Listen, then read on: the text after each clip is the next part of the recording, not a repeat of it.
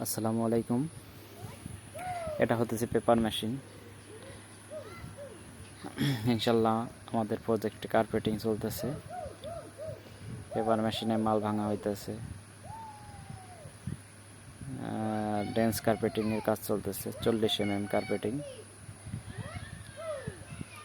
তো আগে এক পাশ 9 ফিট করা হয়েছে কার্পেটিং, এখন অপর পাশ ধরা হয়েছে, অপর পাশ করতেছি।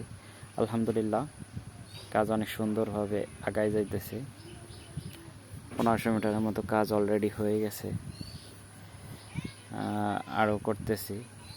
দেখতেছেন স্টিল রোলার দিয়ে ডলা হইতেছে বেড, এবং পিছনে আমাদের টায়ার রোলারও আছে। টায়ার রোলার ব্যবহার করা হইতেছে,